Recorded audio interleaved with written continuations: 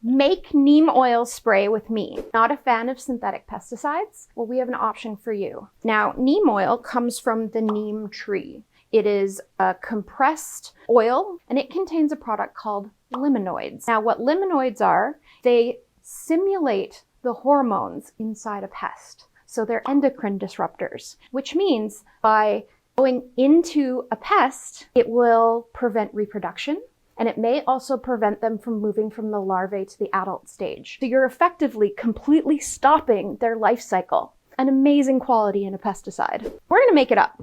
I have 500 milliliters of water in this spray bottle, and I eyeball everything because that's the way I do it. You'll want about 15 milliliters or an ounce of your neem oil in your bottle. Now, this smells disgusting. Once you dilute it, you won't smell it anymore. Another interesting thing about neem oil is that you won't be able to find this at your nursery because it is a banned substance in terms of it being used as an insecticide outside. Now, don't ever use this outside because it could affect pollinators. So we don't want to use it outside, only indoors.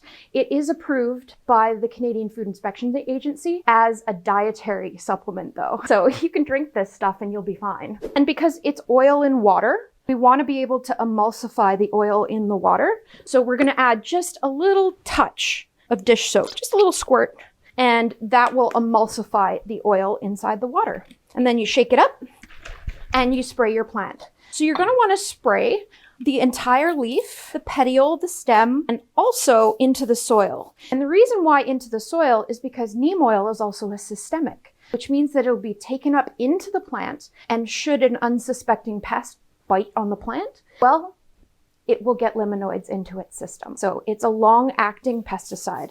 And I usually do this maybe once every 2 weeks on my plants, just as a preventative exercise. But you can also use it if you do have a pest problem. It is a pesticide. So that's how you make neem spray. Follow for more plant talk.